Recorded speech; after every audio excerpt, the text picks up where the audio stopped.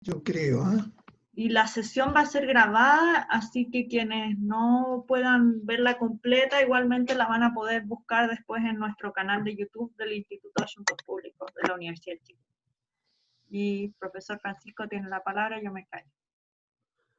Bueno, eh, bienvenidas y bienvenidos a este encuentro en torno a un tema que suponemos va a centrar mucho la atención en los próximos meses, por lo menos en los círculos ambientalistas, y que esperamos que este evento, este encuentro, se traduzca en futuros diálogos y deliberaciones que podrían eventualmente fructificar en principios y derechos constitucionales que contribuyan a una protección más efectiva del medio ambiente humano y de la naturaleza.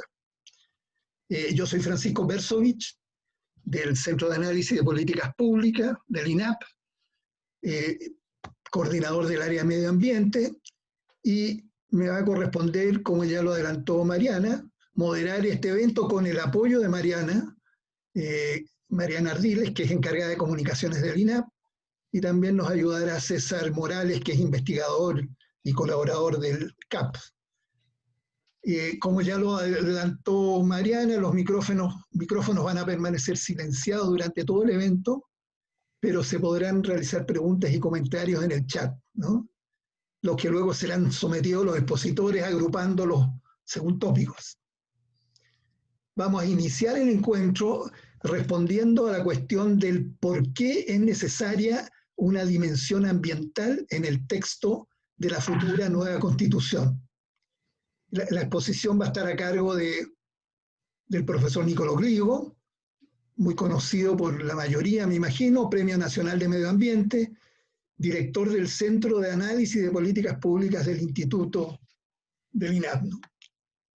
A continuación de Niccolò Grigo, Valentina Durán, la profesora Valentina Durán, abordará el tema de la protección constitucional del medio ambiente y de la naturaleza, conceptos, principios, derechos y deberes con miras a la nueva Constitución. Valentina tiene un magíster en Derecho Ambiental de la Universidad de París y es directora del Centro de Derecho Ambiental de la Facultad de Derecho de la Universidad de Chile, que también está patrocinando nuestro encuentro. Luego viene la profesora Claudia Hayes, del INAP. Ella se referirá al proceso de incorporación de consideraciones ambientales al futuro proyecto constitucional y comentará, vamos a ver, ¿no?, sobre su viabilidad política. Claudia es doctora en Ciencia Política de New School for Social Research y jefa de la carrera de Ciencia Política del INAP, de la Universidad de Chile, ¿no?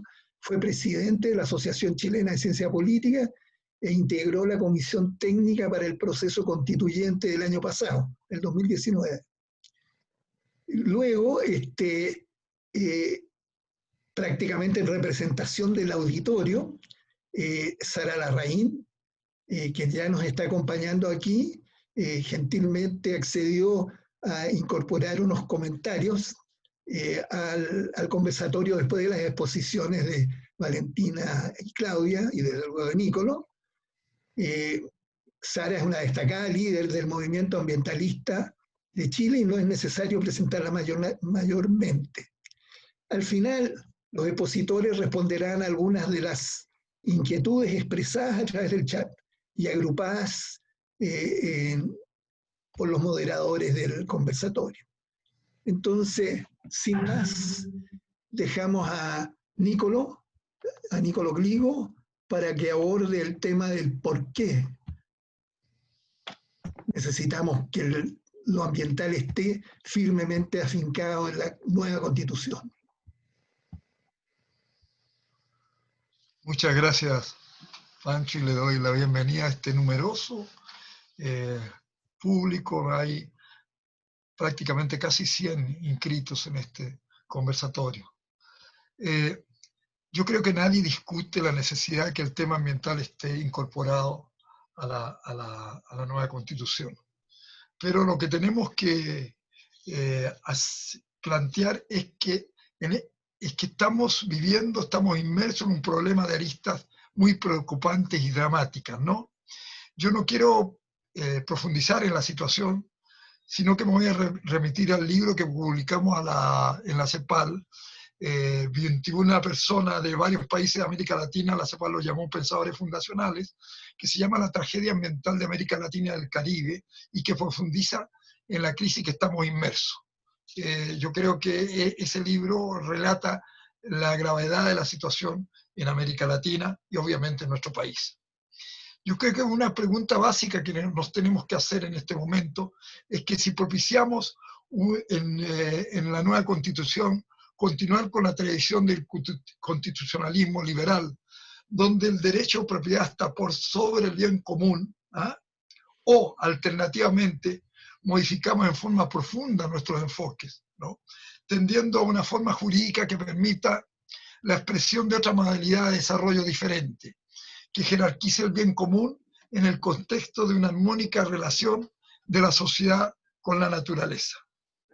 Tenemos que partir de la base que el país, la gestión del país es claramente deficitaria y la legislación que acompaña a esta gestión contribuye a ello. Hay un marcado déficit sobre el derecho ambiental constitucional. Nuestras leyes se han construido con una visión básicamente tradicional y claramente antropocéntrica, ¿no? Esta visión, que es coherente con el modelo de desarrollo capitalista del país, se ha basado en una ética ambiental limitada al ser humano, básicamente, ¿no? El sujeto ser humano es el centro, y la naturaleza, los recursos naturales de la naturaleza, son un medio. Esta visión reduccionista de la naturaleza y utilitaria la pone al servicio de teóricamente el progreso humano, pero un progreso diferenciado, excluyente, etcétera, etcétera. ¿Ah? Yo creo que sí tenemos que advertir, ¿no?, que no hay nuevos paradigmas de cambio de sistemas. Es decir, que parece que vamos a seguir por bastante tiempo inmersos en un modelo capitalista, que tratará, no me cabe la menor duda, de ser menos dependiente y menos excluyente. En otras palabras, nuestras aspiraciones vertidas en la Carta Magna, que muchas veces teorizan y plantean conceptos fundamentales, se enfrentarán por algún tiempo a la dinámica del desarrollo actual. Como lego en materia jurídica, absolutamente lego en materia jurídica, y acá hay muchos expertos, ¿no? ¿Ah? He tratado de revisar algunas experiencias de otros países para empaparme de lo que ha pasado. Y yo creo que de países que basan su desarrollo en la explotación de sus recursos naturales. Países como Australia, países como Nueva Zelanda, y en América Latina 2 países que son bastante pioneros en esto, que son los profundos cambios constitucionales de Ecuador y Bolivia, ¿no?, que los colocan en una visión mucho más biocéntrica, ¿ah? Y además Colombia también, que tiene algunos cambios bastante significativos. Yo quiero destacar de toda esta revisión 3 cuestiones que me llamaron mucho la atención. Una, que también está en la tragedia ambiental de América Latina y del Caribe, en el libro, que aparece con mucha fuerza el concepto del buen vivir, como opuesto a la modalidad del desarrollo actual, que en un enfoque emancipatorio, en algunas veces anticapitalista, que trata de restablecer los lazos entre los seres humanos y la naturaleza. Se basa en una racionalidad, a mi juicio, liberadora y solidaria, ¿no?, que busca, en el fondo busca el bienestar de las personas. Tiene una clara dirección biocéntrica. Dentro de este contexto quiero destacar también el notable enfoque integral que aparece en la ley marco de la madre tierra y desarrollo integral del vivir bien, de la Constitución de Bolivia. Allí los derechos de la madre tierra se concentran en derecho a la vida, a la diversidad, al equilibrio, a la restauración, a vivir libre de contaminación. Yo creo que estos conceptos básicos apuntan a un cambio definitorio, más obviamente a largo plazo. Otra cuestión fundamental de estas revisiones son los derechos fundamentales. Hay un esfuerzo muy claro de romper la tradición del constitucionalismo liberal, donde los derechos fundamentales, casi entre comillas, se limitan a los civiles y políticos. Las nuevas constituciones aparecen como derechos fundamentales, integrados mucho a los derechos humanos, los derechos al buen vivir, los derechos ambientales, agua, alimentación, seguridad alimentaria, soberanía alimentaria, hábitat, vivienda, salud, etc. Y los derechos a la naturaleza. La naturaleza, que ya se va a referir a esto, parece Valentina. Bueno, el tercer tema que me llamó mucho la atención es el tema de la titularidad. Nosotros estamos muy dados a ser titulares en las personas, ¿no? Y acá aparece con mucha fuerza en estos países los colectivos, las comunidades, los pueblos indígenas, nacionalidades incluso. No se olviden que Bolivia está definido como un país multinacional, ¿no? Etcétera. Yo creo que esto es muy importante en destacarlo. Pero no me cabe la menor duda, después de esta revisión aparecen contradicciones, ¿no? Y contradicciones muy importantes. Se redacta para enfrentar una nueva modalidad de desarrollo, pero la modalidad vigente, cual más, cual menos, sigue siendo la misma. O sea, entran en contradicciones con el modelo. Ello tiene el gran peligro de llenarse de leyes, a veces inoperantes, otras veces ineficientes, o que se usan parcialmente solo para un sector de la población. Y en ese sentido, los grandes avances que se han hecho en América Latina, en otras poblaciones, están muy dirigidas a poblaciones marginales, a poblaciones indígenas, a poblaciones, básicamente, a comunidades campesinas, ¿no? Y en eso tratan de introducir la terminología, los problemas de libre determinación, autogobierno, esfuerzo en titulación de la tierra, el respeto a los saberes y conocimientos, ciencia vernácula, creencias, etcétera, etcétera. Todo eso tratan de llenarse en esto. Pero aparecen las típicas contradicciones en la puesta en marcha, porque el desarrollo basado fundamentalmente en la explotación de recursos naturales sigue privilegiando el motor de las economías de estos países, y en este gallito siempre se impone básicamente el más fuerte. Pero esta es una cosa que se cultiva y yo diría madura a largo plazo, y bastante a más largo plazo. Y le voy a contar una experiencia personal que tiene relación con Bolivia para que se den cuenta cómo se generan estos procesos. Y me voy a remitir, algunos de ustedes incluso no había a lo mejor nacido, a 1974, cuando yo me fui a vivir a Buenos Aires. Ahí en una reunión conocí a Marcelo Quiroga Santa Cruz, gran político boliviano, extraordinario político, escritor, el libro Los Deshabitados. Es realmente una novela fantástica. Acababa en 1973 de escribir un libro que se llamaba El saqueo de Bolivia. Y con él compartí en ese tiempo, este tema no era un tema de punta, compartí muchos puntos de vista en esta reunión. Bueno, Marcelo Quiroga fue asesinado en La Paz en 1980, posiblemente, y está casi demostrado, que por orden por mandato de Vance. En 1976, 2 años después que me encontré con Marcelo Quiroga, fue asesinado también otro presidente boliviano, Juan José Torres, que había planteado un proyecto muy claro de recuperación del país, ¿no? Tuve la suerte en 1988, es decir, bastante años después, 14 años después de haber sido invitado por Quiroga, de haber sido invitado por el hijo del presidente asesinado, Juan José Torres, el diputado Jorge Torres, del Partido Torrista, ¿no? Me invitó a participar en el gran esfuerzo nacional de construir políticas ambientales para Bolivia. Un esfuerzo extraordinario que es un ejemplo, yo diría que en el mundo, de movilización de gente. Y este esfuerzo significó reunirse. A mí me tocó estar en la testera de la Cámara de Diputados recibiendo toda esta información y aprendiendo lo que significaba para los bolivianos su contacto con la tierra y sus nexos con la tierra. De ahí se determinó una pausa ecológica que realmente otro gobierno lo echó por la borda.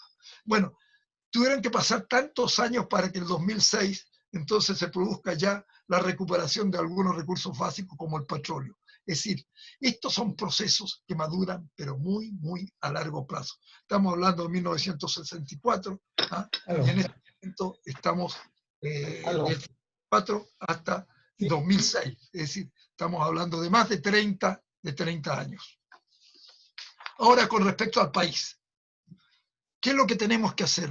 Tenemos que hacer lo básico para construir una constitución o para modificar constituciones o para enriquecerlo. Tenemos que definir que el medio ambiente como un eje básico para lograr un mayor bienestar de la ciudad. Y para ello hay que entender el medio ambiente como la relación social a la naturaleza y dejar al lado el reduccionismo que lo hace sinónimo al medio ambiente solamente de la naturaleza. Y por ende preocuparse, como decía un ministro tiempo atrás, preocuparse de la gente que se preocupa de los pajaritos, ¿ah? Y de los bichitos. No, el medio ambiente es la relación de la sociedad con la naturaleza. Y tenemos que partir de la base que nuestro país tiene un bajo grado de sustentabilidad ambiental, ¿ah? Para ello les recomiendo ver el informe País, Estado del Medio Ambiente de Chile, que hace el Instituto de Asuntos Públicos a través de nuestro centro de análisis de políticas públicas, cómo se van deteriorando, cómo Chile se achica, cómo se va reduciendo, cómo vamos liquidando nuestra base de desarrollo, ¿no? Fundamental. A mi juicio, estas son nuestras prioridades. Manejar nuestros recursos, que es la base de nuestro desarrollo, y se van agotando. Es posible que planteemos como meta el carbono neutro, utopía que no se va a lograr nunca en nuestro país si no se usan bien los recursos. Y yo creo que tienen que ser una consecuencia del uso de los recursos. Tenemos que entender el país como una suma de ecosistemas, en muchos de ellos, y en especial la agroproductividad, en etapas disclimas, no son ecosistemas intervenidos, en que ellos han tenido cambios irreversibles, y no tratar de que estamos en ecosistemas realmente equilibrados, ¿no? Y en esto necesitamos entender los procesos que se producen de transformación y lo que implica la entropía que implica estos procesos. Pero para proponer modificaciones constitucionales realmente eficaces, tenemos que profundizar los factores determinantes del mal uso y el sobreuso que tenemos de nuestros recursos naturales. Yo me atreví a hacer alguna disquisición para ver por dónde tenemos que estudiar esta temática para construir estas modificaciones. Por favor, Mariana, ¿puedes subirla?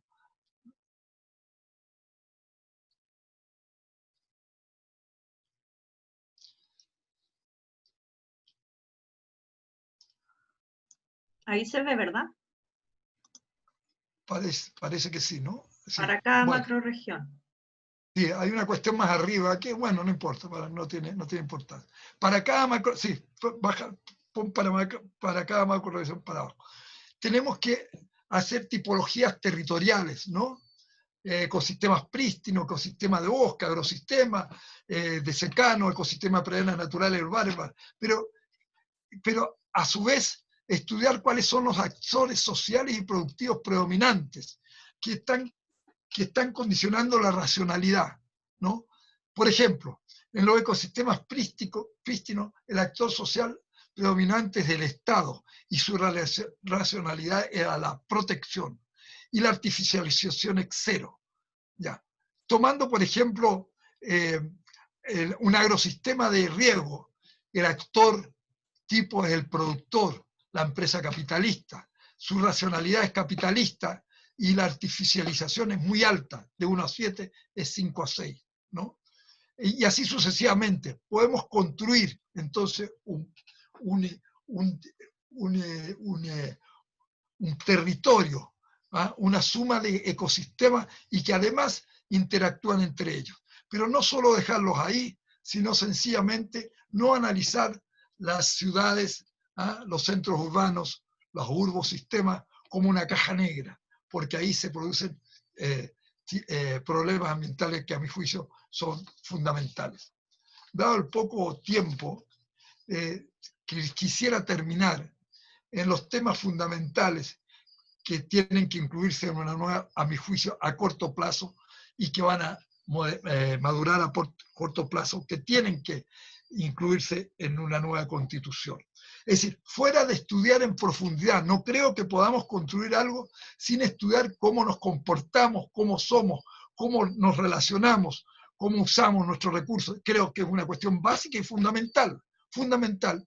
Necesitamos a corto plazo plantear temas básicos y hacerlo fundamentales en la nueva Constitución. En primer lugar, un ordenamiento territorial ambiental. Ambiental. No hay otro tipo de ordenamiento territorial que no sea ambiental y que debe ser intrínsecamente ambiental, que tiene que ser vinculante y supraministerial, que tenemos que realmente, y que tiene que ser dinámico, tiene que tener proyección, sobre todo con el cambio climático, ¿no?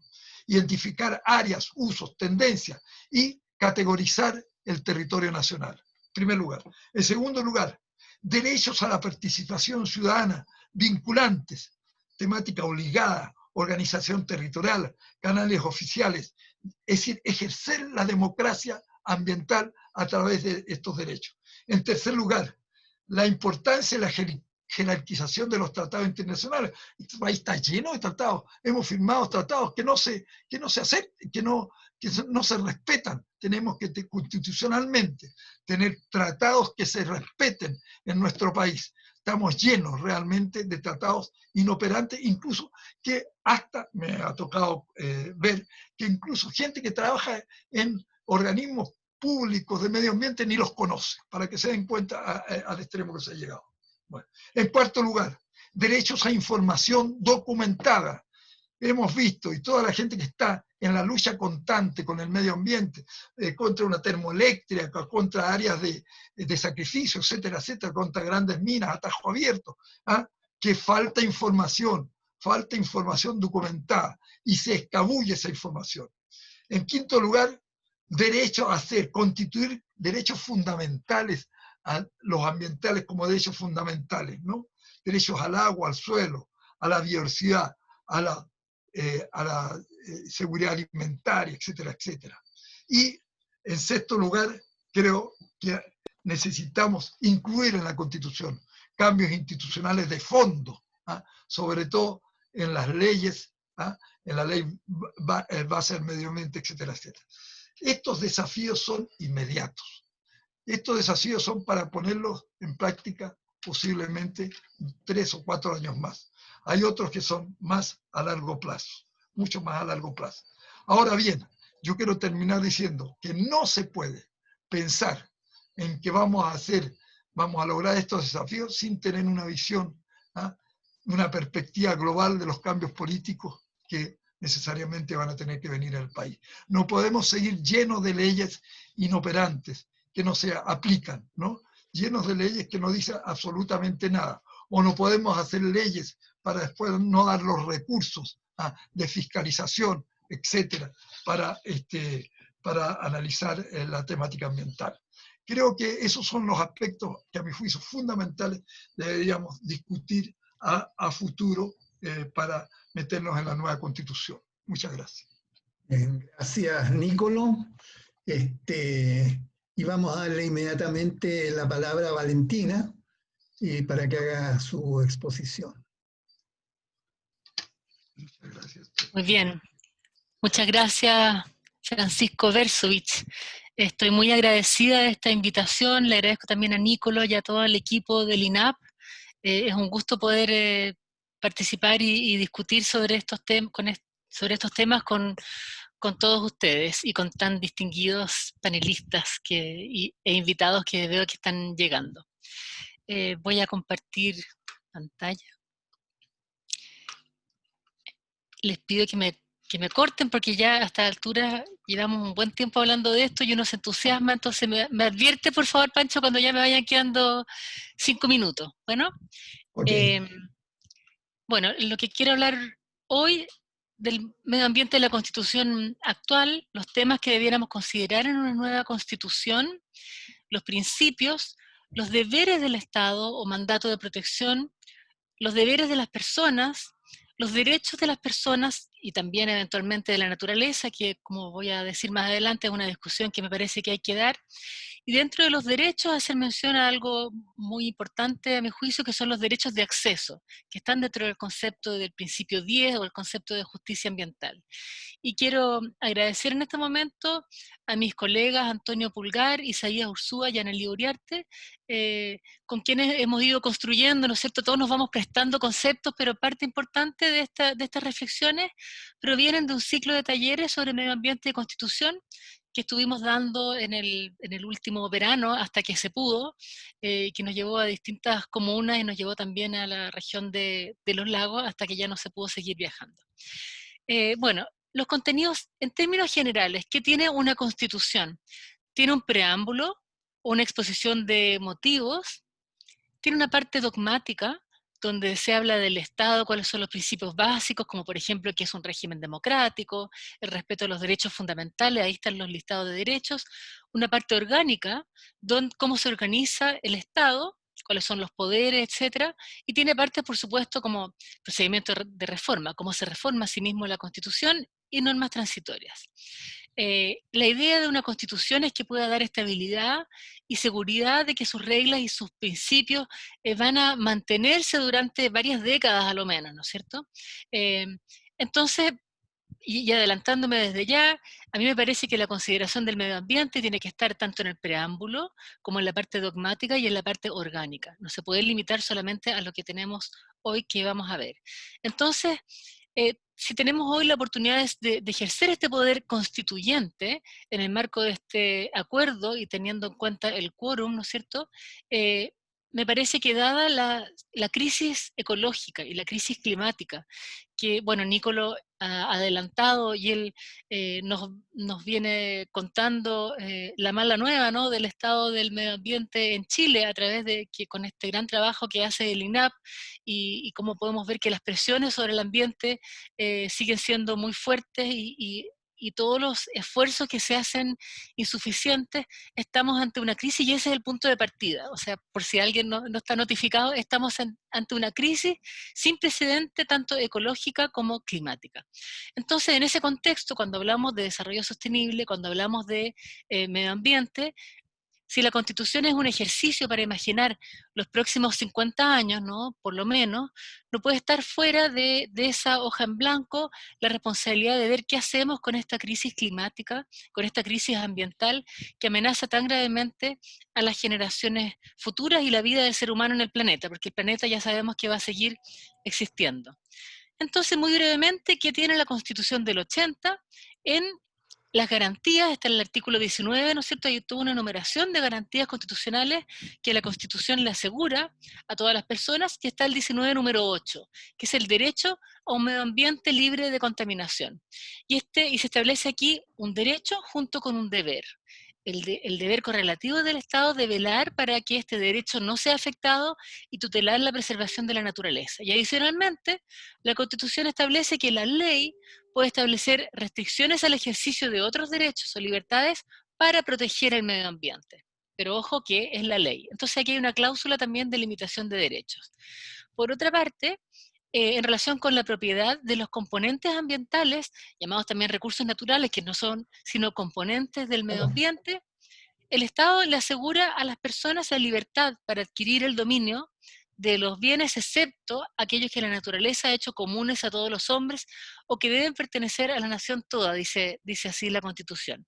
Y aquí cito a Dominique Hervé, ¿no es cierto?, que en su obra sobre justicia ambiental ha señalado y lo ha explicado muy bien cómo la distribución de los beneficios ambientales que nos provee la naturaleza va a depender finalmente de las reglas que configuran la estructura de propiedad sobre estos recursos ambientales, recursos naturales o componentes del medio ambiente. Y aquí tenemos un sistema en que en principio son de todos, pero se establecen, o son del colectivo, pero finalmente se establecen concesiones y derechos sobre los derechos que terminan, como sabemos bien, privatizando los recursos naturales. Por otra parte, tenemos el derecho de propiedad, que es un derecho muy importante y que tiene una limitación, que es la función social de la propiedad, que comprende la conservación del patrimonio ambiental, eso en el texto. Y además otros derechos relacionados son el derecho a la vida, por supuesto, y el derecho a la integridad física y psíquica. Se reconoce, por ejemplo, en los recursos de protección que la integridad psíquica se ve afectada cuando yo estoy sometida a ruidos, por ejemplo. También tiene que ver con medio ambiente y evidentemente también el derecho a la vida. Y además se establece a modo instrumental el recurso de protección, que es un recurso para proteger el ejercicio de esta garantía individual. Entonces ahí partimos con una de las dificultades, es una garantía individual.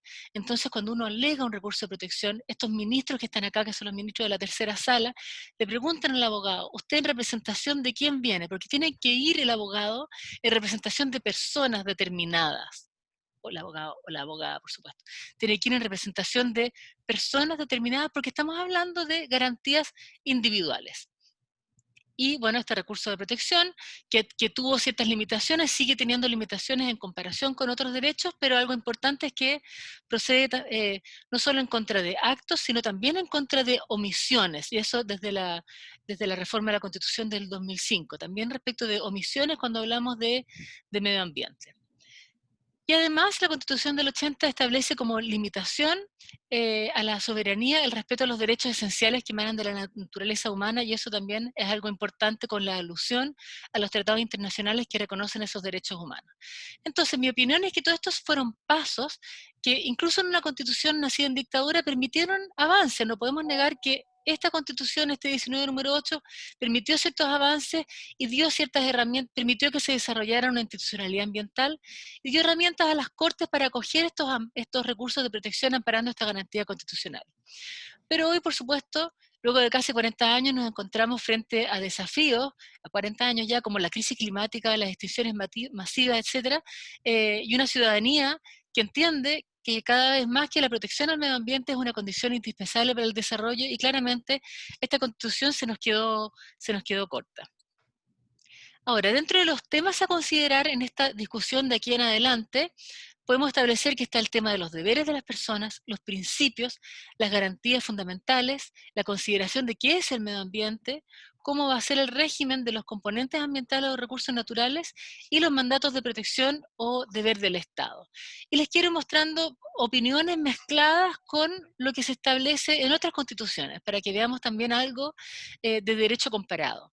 Entonces, cuando hablamos de principios, como aludía Nicolo, que daba un muy buen ejemplo, que es muy conocido, ¿no es cierto?, dentro del constitucionalismo latinoamericano, está el caso de la Constitución del Ecuador, que en su preámbulo declara decidimos construir una nueva forma de convivencia ciudadana en diversidad y armonía con la naturaleza, para alcanzar el buen vivir o summa causai. Este es un principio también. Cuando hablamos de principio, esto también es un principio estructurante, ¿no es cierto?, de ese Estado.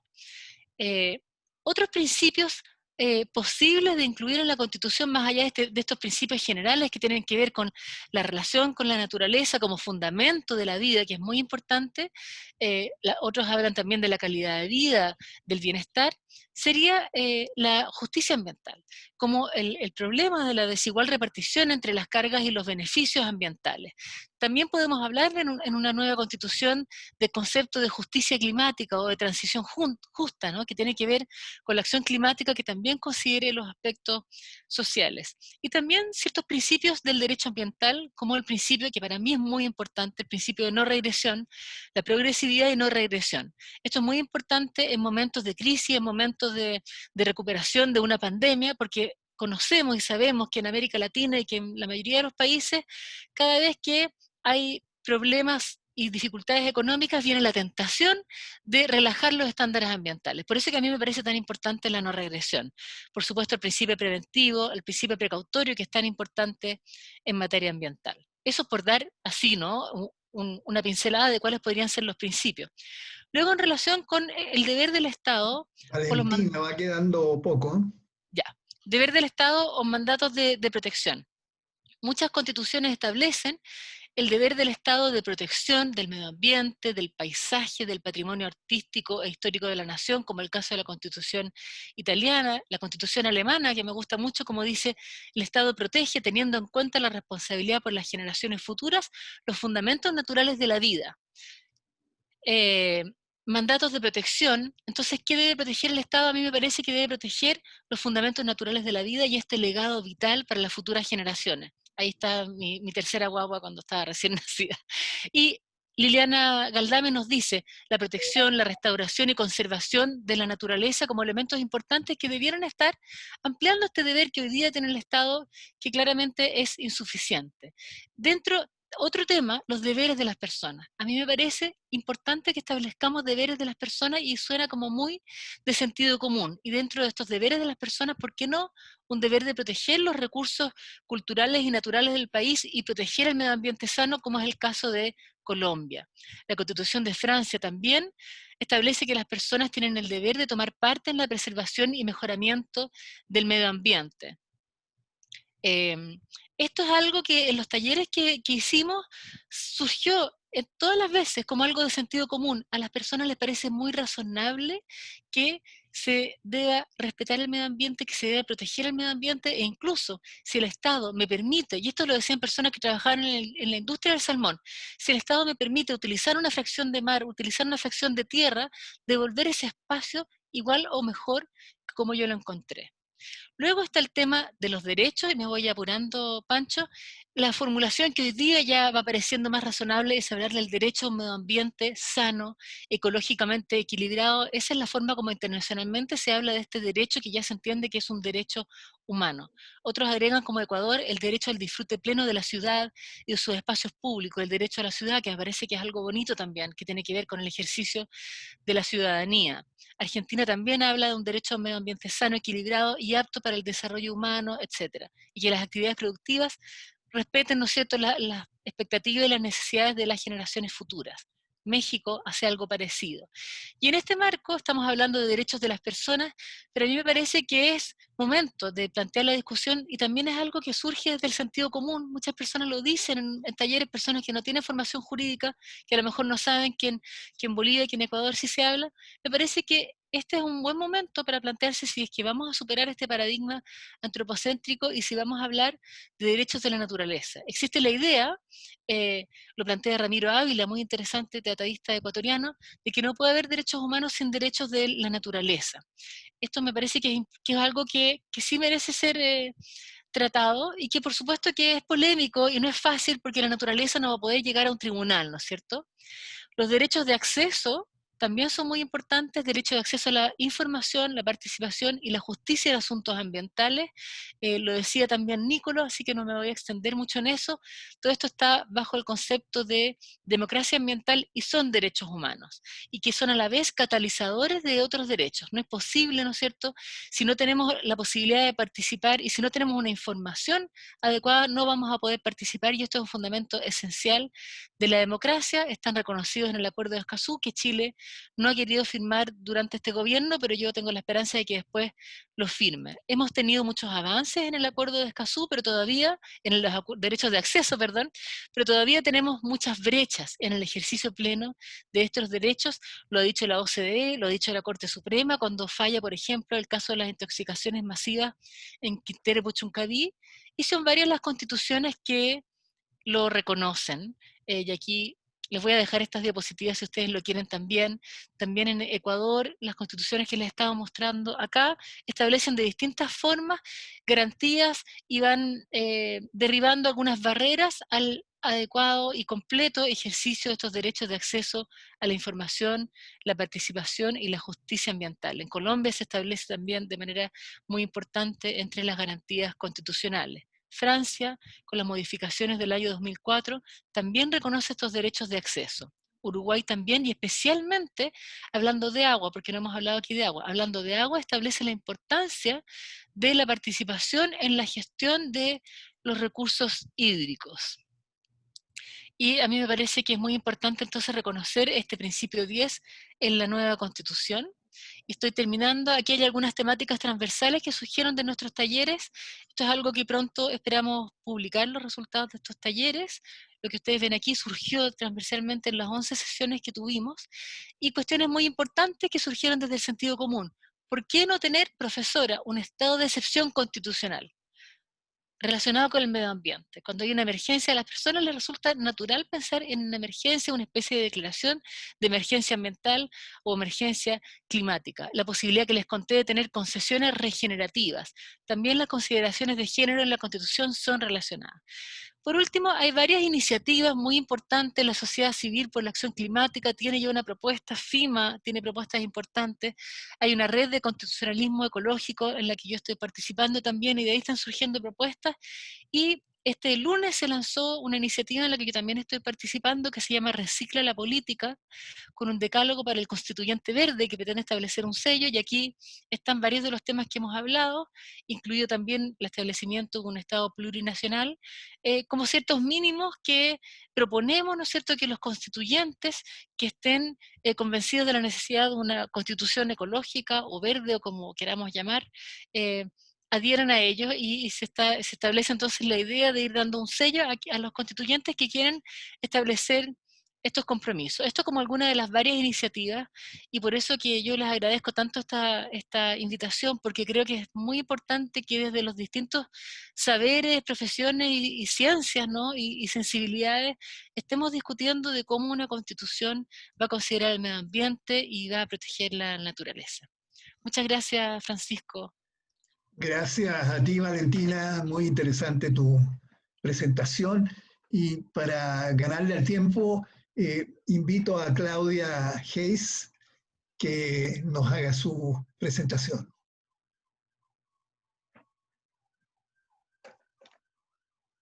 Ay, perdón, no podía desmutearme. Bueno, muchas gracias al Centro de Análisis de Políticas Públicas, al CAP del INAP, a Francisco Versovich por esta invitación, y también al director Nicolo Gligo. Y la verdad es que es un poco vergonzoso presentar en un seminario sobre temas ambientales después de Nicolo Gligo y de Valentina Durán, que saben todo sobre el tema, siendo yo que no sé nada sobre el tema. Así que voy a tratar de hacer algunas reflexiones que desde lo que yo conozco más, me parece que son pertinentes al debate que estamos haciendo en este seminario, y que creo que es un debate muy, muy importante. A mí me pidieron hablar sobre la incorporación de consideraciones ambientales en la nueva Constitución y su viabilidad política. Y entonces sobre eso quisiera hacer 3 puntos. Primero, aunque se detalló bastante en las 2 presentaciones anteriores, plantear un poco el contexto, cuál es el marco de este debate, qué es lo que dice la Constitución del 80, desde dónde partimos con esta discusión sobre el tema ambiental en el proceso constituyente. Segundo, hablar de la política ambiental como espacio de acción democrática y cómo eso se vincula también con este proceso constituyente. Y en tercer lugar, una pequeña reflexión, que quizá algunos me la han escuchado antes, sobre el tema de los derechos versus la distribución del poder, cómo se relacionan, y esto es una tesis que ha hecho muy conocida recientemente Roberto Gargarella en su libro sobre la sala de máquinas de la Constitución, cómo se relacionan los derechos y los principios con la distribución del poder, con la parte orgánica de la Constitución. Entonces, sobre el primer punto, ¿cuál es el marco del debate? Bueno, tenemos una norma, como se señalaba antes, que es bastante exigente y que fue pionera en la Constitución del 80, pero que no se cumple, ¿verdad? El artículo 19, número 8, dice que las personas tienen derecho a vivir en un medio ambiente libre de contaminación, y yo creo que esta es una muestra clara de que consagrar un derecho que incluso es reclamable judicialmente según nuestra Constitución y que tiene todas estas limitaciones que señalaba Valentina, que el hecho de consagrar un derecho en la Constitución no garantiza que ese derecho se vaya a cumplir, ni siquiera si se lo hace exigible, a través de recursos de protección, etc. Un punto que se ha discutido bastante es el tema de que este derecho en la Constitución del 80 está planteado como el derecho del individuo, ¿verdad?, a vivir en un ambiente libre de contaminación, y no como un tema de interés público o colectivo. Yo creo que eso, sin duda, como ya se señaló, y a la luz de debates recientes en la región, va a ser un tema de discusión en el proceso constituyente. Pero no hay duda que a pesar de esta legislación que tenemos y de esta Constitución, vivimos con problemas muy graves en el tema ambiental. Tenemos zonas de sacrificio, tenemos problemas de acceso al agua, tenemos problemas con la conservación de ecosistemas, y el problema del medio ambiente ha sido un espacio de disputa, de política contenciosa, y un espacio de movilización a partir de conflictos socioambientales, es decir, ha sido un espacio importante de la confrontación política y un espacio importante en el auge de movimientos sociales de las últimas décadas.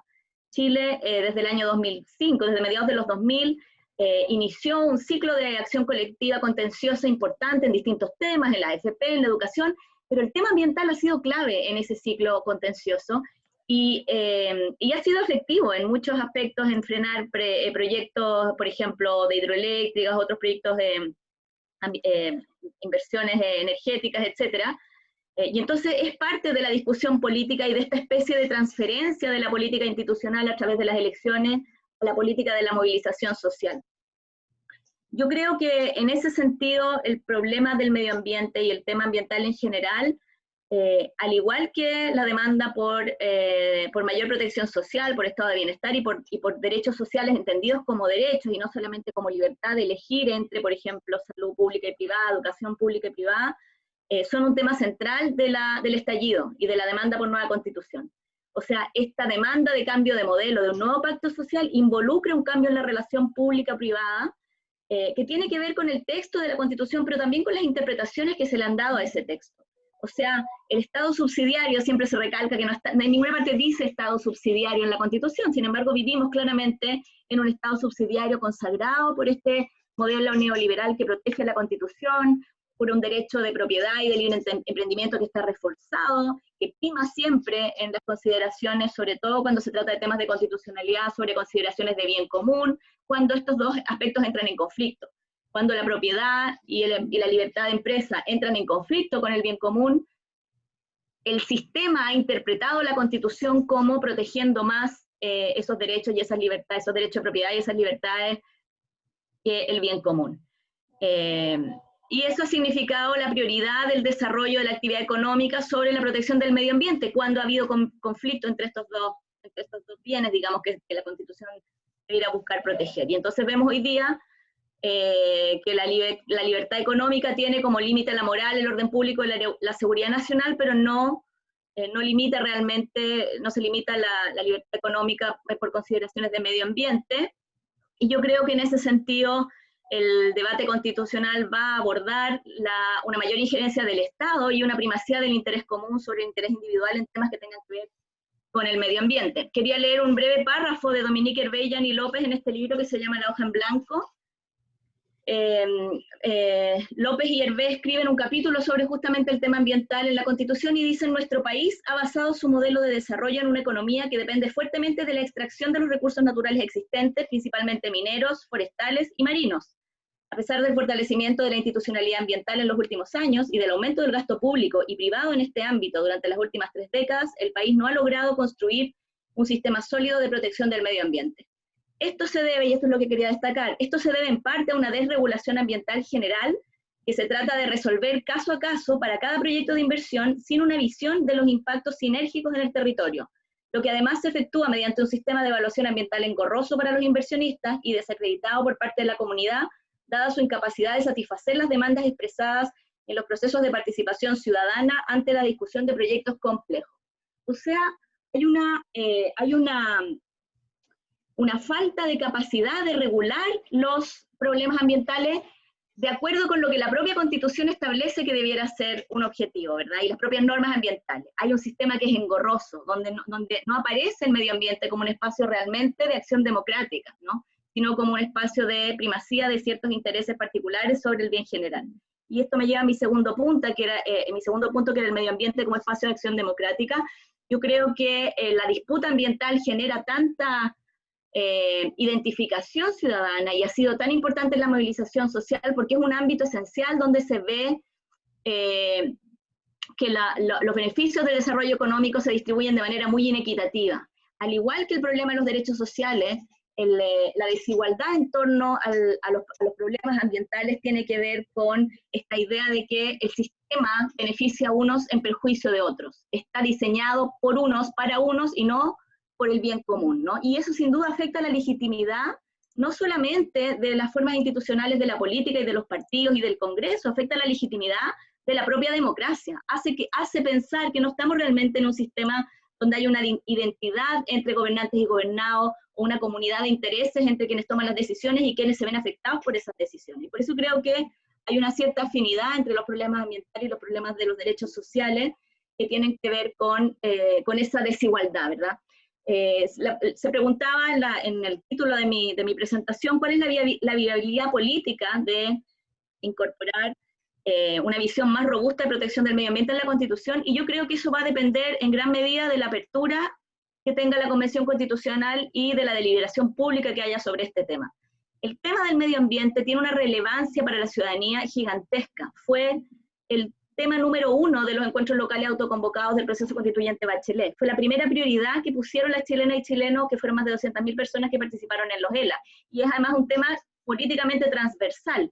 En eso se parece un poco a lo que ha llegado a ser la igualdad de género. Yo creo que lo que ocurrió, el fenómeno social que se produjo, que es muy reciente en Chile, en torno a cambiar instituciones para la igualdad de género, tiene un correlato también con el tema del medio ambiente, que es un cambio social y una concientización social transversal políticamente, y que en Chile permitió vincularse a acción colectiva transnacional, a redes transnacionales, porque por supuesto la paridad de género en Chile que se consiguió para la Convención Constitucional tiene una relación muy directa con el movimiento social chileno del 2018, pero también con el Me Too, también con organizaciones feministas internacionales, con las acciones contra la violencia y el acoso sexual, etc. Yo creo que la protección del medio ambiente tiene en ese sentido una característica similar, que es que está vinculada a redes transnacionales y que genera una enorme empatía y adhesión social en Chile, como decía, transversal y muy generalizada. Y es además un tema que es indisociable de al menos 3 aspectos. Primero, los derechos de los pueblos originarios. El tema del medio ambiente está vinculado a los derechos de los pueblos originarios, que son también una agenda muy importante del estallido del 18 de octubre y del movimiento social por un cambio, por un nuevo pacto social y por un cambio del modelo. Tiene que ver con esto que señalaba yo antes sobre la idea de un destino común, de comunidades que se sienten excluidas de los beneficios que producen los recursos naturales de sus propios territorios, es decir, esta idea de que vienen y extraen, y las personas que viven en un territorio pagan los costos, digamos, de esa extracción, pero no participan de sus beneficios, y tiene que ver con el modelo de desarrollo en términos más generales, con este modelo extractivista que se asocia a otros aspectos de la vida. El extractivismo tiene que ver con la desigualdad económica muy profundamente, pero también tiene que ver, por ejemplo, con la educación. Un país de naturaleza extractivista no necesita desarrollar un gran nivel de educación para exportar, si vive básicamente de exportar materias primas. Entonces, el tipo de sociedad, el tipo de política, el tipo de deliberación pública, la desigualdad, todos esos factores se ven muy influenciados por el modelo de desarrollo.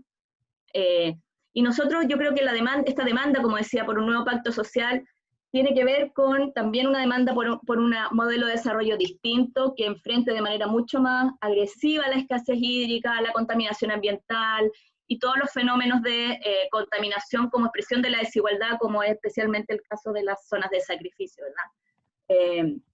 Yo creo en ese sentido que la desigualdad material tiene que combatirse con igualdad política. ¿Cómo se genera mayor igualdad material? A través de una política verdaderamente democrática, que permita mayor redistribución. Y en ese sentido creo que el proceso constituyente abre el camino a un cambio, a una democratización que permita avanzar en esa dirección, contra políticas que benefician a pocos a expensas de la mayoría, como decía antes, que son propias de un sistema oligárquico y no de un sistema democrático. Yo creo que nuestro sistema político tiene muchos rasgos de oligarquía más que de democracia, y eso dificulta mucho la identidad entre gobernantes y gobernados, dificulta mucho la cohesión social y dificulta mucho la estabilidad política, que incluso beneficia, por supuesto, a la inversión y al desarrollo económico. Entonces yo creo que la Constitución puede avanzar hacia una igualdad, hacia una mayor igualdad política que ayude a reducir, como decía, a través del ejercicio democrático, la desigualdad económica, y eso yo creo que estamos en una buena posición de conseguirlo a través del fin de los enclaves de la dictadura, el fin de lo que Fernando Atria llama las trampas de la Constitución, que son esta dificultad para modificar la Constitución por su artículo de reforma, estas 18 leyes orgánicas constitucionales que hacen que sea difícil también cambiar muchas otras materias de ley que no están en la Constitución, el rol político que tiene el Tribunal Constitucional como defensor del modelo, etc.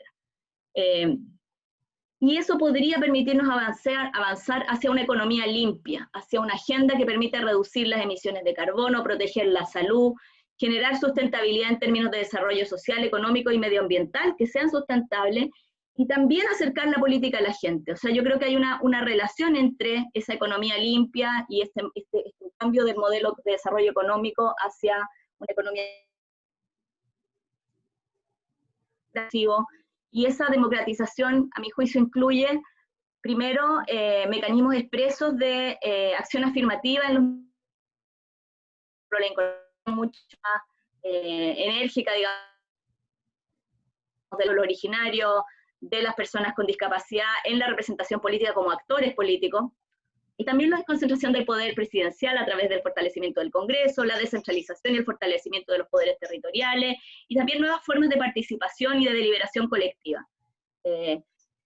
Mi tercer punto y final es el tema de los derechos versus la parte orgánica, ¿no? Y eso tiene que ver con esta idea de que consagrar derechos no necesariamente significa que se cumplan. Y ahí quería citar 3 trabajos. Primero, lo que había mencionado al principio de Roberto Gargarella, que en el 2014 desarrolló esta idea de la sala de máquinas de la Constitución, donde lo que él argumentó es que el cambio constitucional, a partir de un análisis histórico del constitucionalismo latinoamericano y en particular de las últimas décadas, él argumentó que este constitucionalismo progresista de los últimos años ha avanzado mucho en ampliar derechos, y cuando uno ve a la ciudadanía, ¿qué es lo que la gente pide? Pide incorporar derechos en la Constitución, que haya derecho al agua, que haya derecho al, no sé, al medio ambiente limpio, que haya derecho.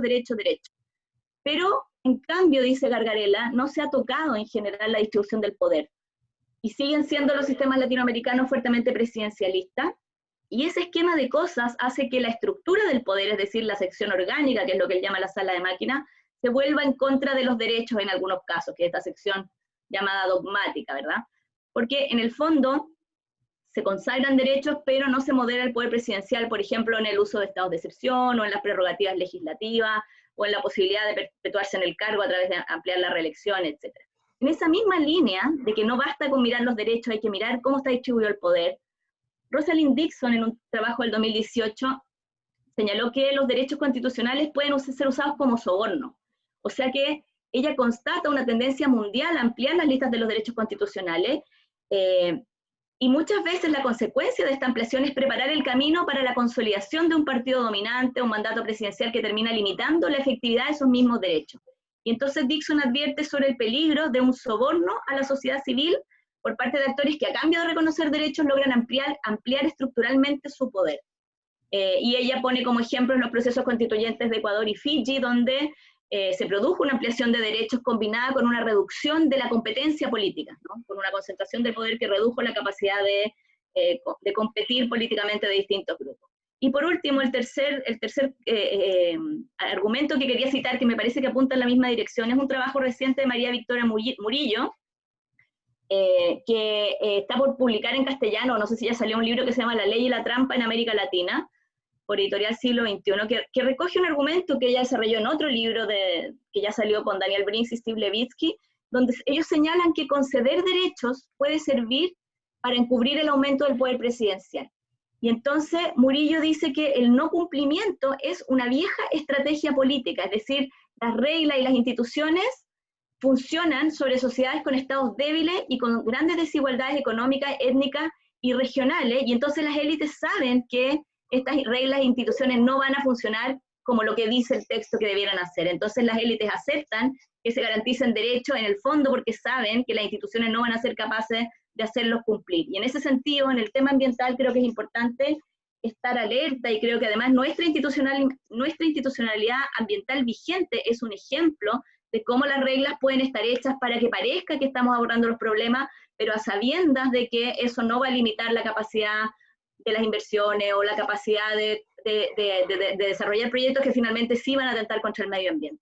Entonces, todos esos diagnósticos, el de Gargarella, el de Dixon y el de Murillo y sus coautores, apuntan en la dirección de que desconcentrar el poder es esencial para que los derechos no sean letra muerta.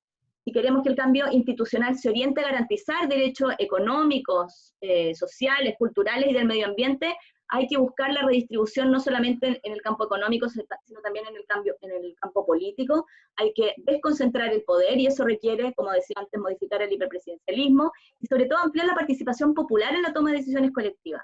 Yo creo que, sobre todo en temas ambientales, es muy importante que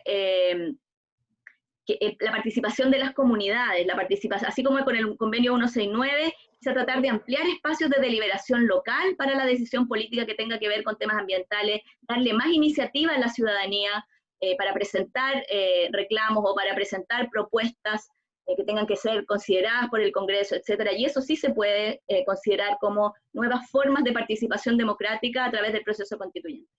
Eso, muchas gracias. Muchas gracias, Claudia. Y déjanos ya ambas, Valentina y Claudia, nos han desbordado de nuevos conceptos y nuevas visiones desde esa perspectiva tan particular para algunos que somos más del área de las ciencias biológicas o físicas.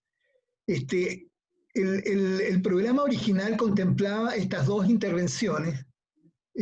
Sin embargo, hemos pensado, como no hay la posibilidad del micrófono abierto, porque somos muchos, ¿no? Mucha gente, pensamos en la posibilidad que alguien o algunos, representando al conjunto o un sentir desde otra perspectiva, nos diga algunas palabras, ¿no? Es el caso de Sara Larraín, que está presente, y le queríamos pedir a ella que contribuya con algunos comentarios, sin excederse mucho. También habíamos solicitado lo mismo a Patricio Zapata, que también ingresó, pero la verdad es que él no consintió en esa posibilidad, no me contestó en esa posibilidad, pero sigue vigente. Entonces, daríamos la palabra a Sara Larraín ahora. Sara, por favor, no más de 10 minutos.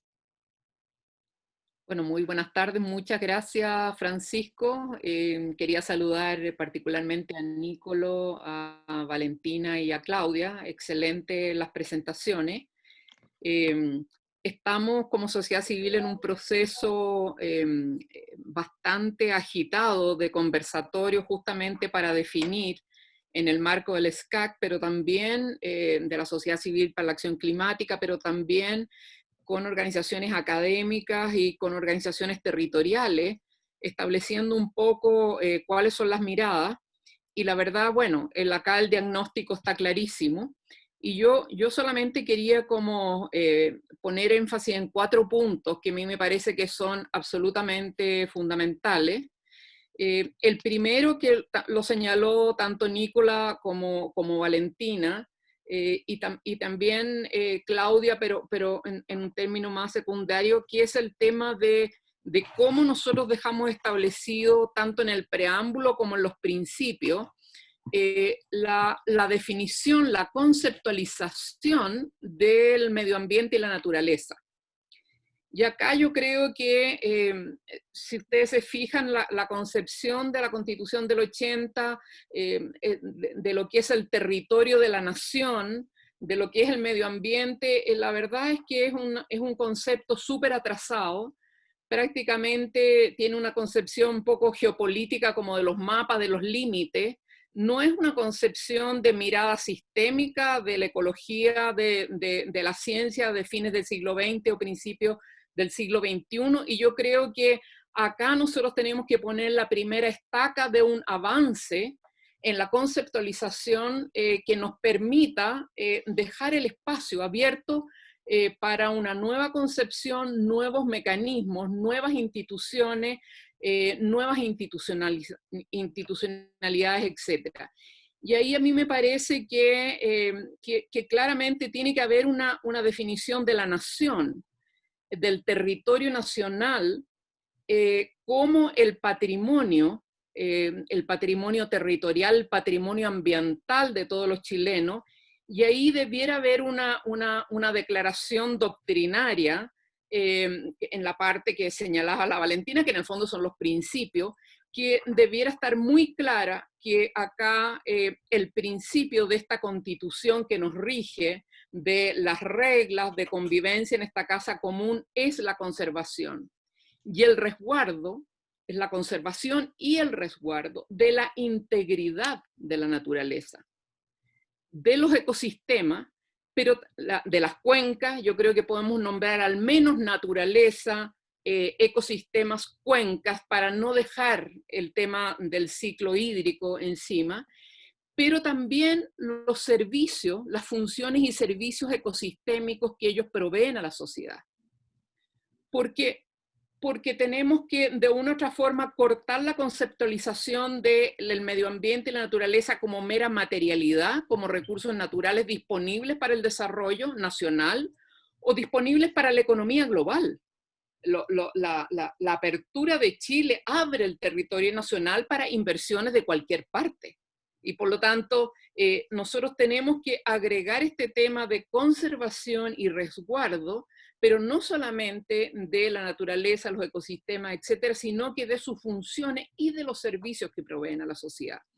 Y eso nos permite avanzar en una apertura enorme en el marco normativo de las regulaciones, con el objeto justamente de asegurarnos que la nueva regulación en cuanto a las reformas que van a tener que haber de las leyes sectoriales, luego del proceso constituyente, nos permite ir exactamente a hacer los amarres correspondientes para que justamente podamos preservar estos elementos básicos para tener la integridad de las funciones de la naturaleza. Yo diría que ahí hay una primera batalla importante conceptual que dar, con el objeto de siempre pensar hacia dónde queremos ir en las legislaciones sectoriales y cuáles son los enclaves y las amarras que tenemos que dejar establecidas en la Constitución.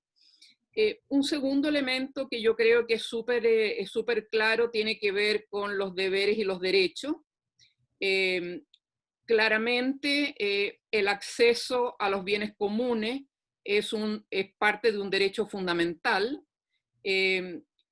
pero ahí yo creo que tenemos que ampliarlo, porque hoy día el derecho es a esto, yo tengo el derecho al otro, tengo derecho al borde costero, tengo derecho al agua, tengo derecho a una serie de elementos, pero no hay un sistema de deberes que enmarque de deberes sobre ese bien público, que enmarque los derechos, cuál es el rango de los derechos. Hay derechos obviamente que corresponden a derechos humanos fundamentales, como el derecho al agua, que también está establecido como un nuevo derecho humano por Naciones Unidas, por el Sistema Interamericano primero de Derechos Humanos, desde el año 2010 del Sistema de Naciones Unidas, tanto para el agua potable y saneamiento, uso de subsistencia, y eso probablemente va a quedar en la reforma del Código de Agua, que hoy día ya está en último trámite después de 9 años en el Senado, pero los derechos dentro de un... Se interrumpió. Sí, esperemos unos... marco. Ahí volvió. Los derechos dentro de un marco de deberes o de cómo manejar ese espacio al cual tenemos los derechos. Y ahí súper amplio. ¿Me oye?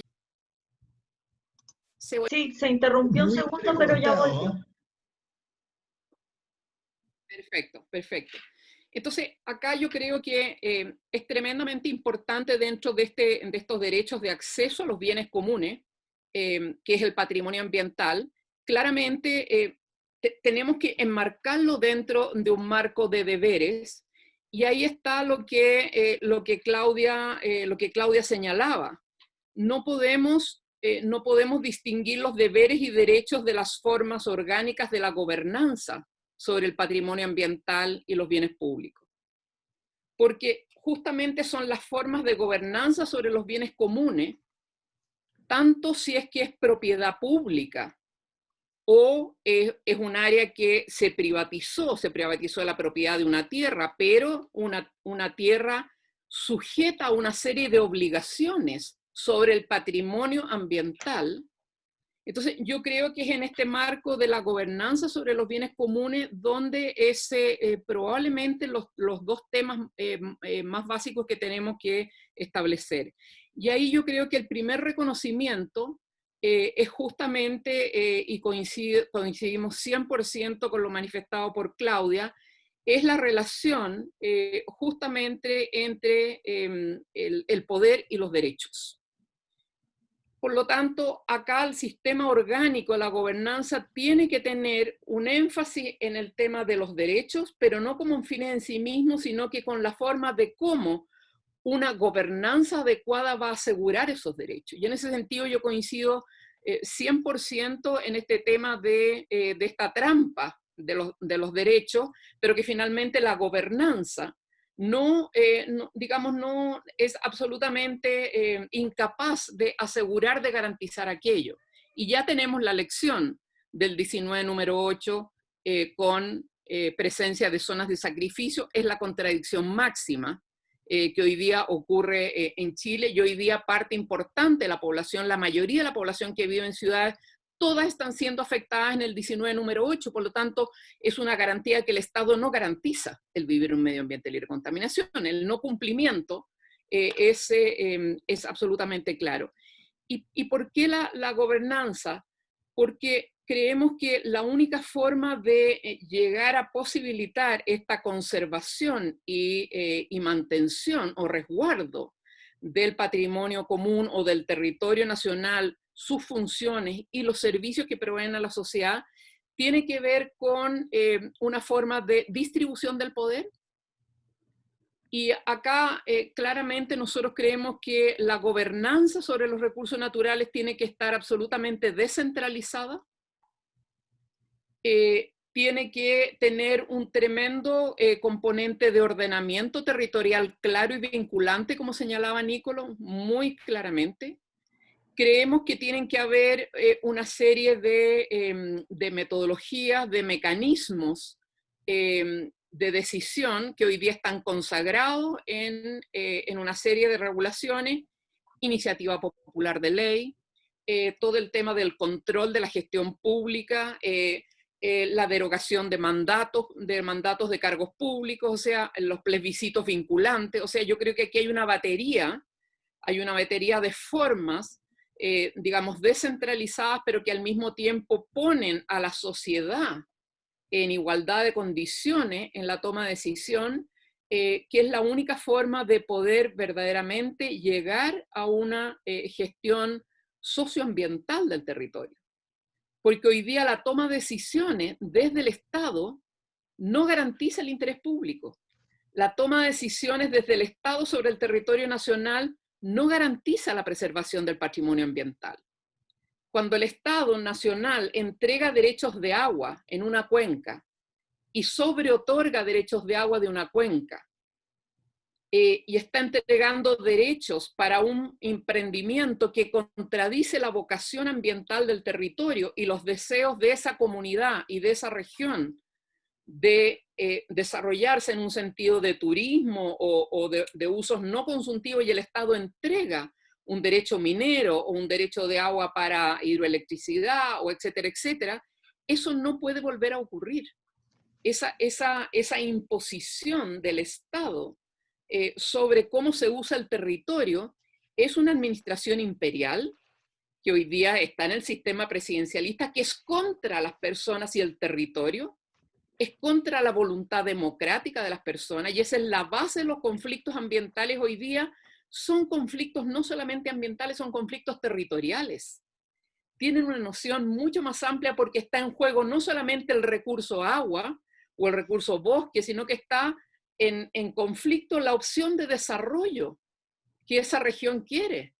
Entonces, claramente aquí el tema de la gobernanza sobre los bienes públicos, sobre el territorio nacional, creemos que es absolutamente clave. Y ahí nosotros somos partidarios de que la responsabilidad sobre el territorio nacional no sea facultativo solamente al Estado, sino que a una institucionalidad pública en el cual esté el Estado, pero que también estén los ciudadanos. El Estado hoy día es parte importante de la pérdida de legitimidad del sistema político. Cuando se habla de la deslegitimación del sistema político, no es solamente nos estamos refiriendo a los parlamentarios, al Congreso Nacional, nos estamos refiriendo al Estado, a la administración. Hoy día, como el Estado está decidiendo con esta especie de, digamos, de maquillaje de la participación y de las observaciones ciudadanas que no son vinculantes, es parte importante la desconfianza que hay en la sociedad por parte del Estado, de la autoridad pública, sin información transparente, todos los elementos que planteó muy bien Valentina, que están en el principio 10, que obviamente están en Escazú, esos son elementos clave, pero eso hoy día tenemos un Estado que no garantiza aquello. Por lo tanto, hoy día la administración de lo público, no hay legitimidad para que sea el Estado el administrador de lo público. Hoy día necesitamos incorporar a la sociedad en la administración de lo público. Lo público no es lo estatal. Y yo creo que aquí, particularmente para las decisiones con legitimidad socioambiental, tenemos que ampliar la noción de lo público. Por eso es tan relevante ir incorporando en los sistemas de gobernanza, en la orgánica, todos estos elementos que empiezan a generar la distribución del poder en la toma de decisiones, con el objeto de que las decisiones sobre lo público sean públicas y no solamente sean estatal o de la élite político-empresarial, que es esta burbuja que hoy día decide lo que es Chile y que la verdad es que la sociedad chilena no quiere ese Chile. Entonces, Sara, termino con eso, Francisco. Yo creo que tenemos la tremenda oportunidad, como han dicho todos los panelistas, tenemos la tremenda oportunidad de vivir este proceso, un proceso de reconceptualizar no solamente el medio ambiente, sino que la gobernanza, los sistemas de gobernanza sobre el territorio nacional. Y además tenemos la posibilidad de exigir un proceso que no sea entre cuatro paredes. Nosotros somos partidarios de que el proceso constituyente y los constituyentes se apersonifiquen en regiones, que hagan asambleas constitucionales, que recojan de la gente, porque acá no solamente el resultado importante es el texto constitucional, el resultado importante es el diálogo y el reencuentro de los chilenos para posibilitar una convivencia nacional en el futuro. Y por lo tanto el proceso es tan relevante y la metodología que se utiliza es tan relevante como el texto mismo. Muchas gracias. Muchas gracias, Sara, y muchas gracias por los conceptos que fuiste incorporando, especialmente la parte final. El tema territorial, yo creo que todos estamos de acuerdo que tiene una tremenda trascendencia y a veces nos desespera, nos crea cierta desesperanza no ver que haya una mayor consenso sobre estos tipos, una mayor interés en este concepto. Nos queda algún tiempo para responder a algunas preguntas. Voy a plantear una, que es un tema interesante. Se trata del carácter transfronterizo de la naturaleza, ¿no? Como la mayoría sabe, o es fácil percibirlo, por un lado, los ecosistemas, ¿no? No tienen fronteras y se expanden y desbordan las fronteras, y los países comparten muchos ecosistemas y muchas cuencas, y eso crea un cierto problema porque las decisiones de política y las intervenciones y la acción pública ocurren dentro de los territorios nacionales, ignorando o no considerando, pese que hay muchas conversaciones e intentos en acuerdos subregionales, binacionales, etcétera, de resolver este tipo de temas, no está claramente resuelto. Entonces, la pregunta es si cabe algún concepto en la Constitución que norme algo con respecto a la necesidad de negociar y de convenir con países vecinos la protección de ecosistemas compartidos, ¿no? Yo no sé, Valentina, ¿podrías tú responder a eso? Bueno, muchas gracias. Quiero decir antes que extraordinaria la presentación de Claudia, que no sé cómo decía al principio que cómo iba a intervenir ella, porque realmente fue extraordinaria su presentación, y por supuesto también la presentación de Sara. De verdad les agradezco, siempre es un placer escucharle a las dos. En relación con tu pregunta, Pancho, eso me hace pensar inmediatamente en el principio 2 de Río, de la Declaración de Río de 1992, que es el mismo principio 21 de la Declaración de Estocolmo, que el principio de la soberanía, que dice: los estados tienen el derecho soberano de aprovechar sus propios recursos según sus propias políticas ambientales y de desarrollo, y la responsabilidad de velar porque las actividades que se desarrollan bajo su jurisdicción o control no causen daños al medio ambiente en otras jurisdicciones o en otras zonas, o en zonas que estén fuera de alguna jurisdicción nacional. Es como el fundamento del derecho internacional del medio ambiente prácticamente. Y es la razón, o sea, eso refleja la razón por la cual necesariamente los estados han de cooperar para resolver los problemas ambientales, porque sabemos que existen problemas ambientales locales, ¿no es cierto?, como los ruidos o los olores, pero también tenemos problemas ambientales transfronterizos que tienen que ver con los recursos compartidos y problemas globales como la pérdida de biodiversidad, el cambio climático, etc. Por lo tanto, yo creo que, claro, más que una remisión a los recursos compartidos, yo esperaría como alguna remisión a la importancia de los tratados internacionales en asuntos ambientales. O sea, esto es el fondo, o a lo mejor a la importancia de la cooperación. Hemos estado, ¿no es cierto?, oscilando ahí entre el multilateralismo y un alejamiento también, ¿no?, de este multilateralismo, especialmente en materia de derechos humanos, con la negativa de Chile, por ejemplo, a firmar una declaración que tenía que ver con los defensores en asuntos ambientales, con la no firma del Acuerdo de Escazú y algunos episodios en los últimos 2 años en materia de derechos humanos. Por lo tanto, a mí me parece que es muy importante mantener este compromiso que se había tenido con el multilateralismo, y claro, hay varias respuestas que para este tipo de desafíos, ¿no?, están, uno podría decir, un próximo tratado, porque el primer tratado ambiental de América Latina y el Caribe fue el Acuerdo de Escazú. Uno próximo a lo mejor podría tener que ver con los recursos compartidos y con la evaluación ambiental, ¿no es cierto?, transfronteriza, como el caso de la Convención de Espoo en Europa. No, efectivamente, carecemos de mecanismos suficientes para enfrentar este tipo de desafíos. No lo había pensado, para ser sincera, no había pensado en una formulación en la Constitución que se hiciera cargo de esto. Es algo que quizás habría que pensar en algún tipo de declaración o compromiso. No lo sé todavía. Sinceramente, entre todas las cosas que pensaba en la Constitución, no había pensado como algún tipo de declaración de mantener un compromiso con el multilateralismo y la cooperación en materia ambiental, pero podrían haber buenas razones para hacerlo.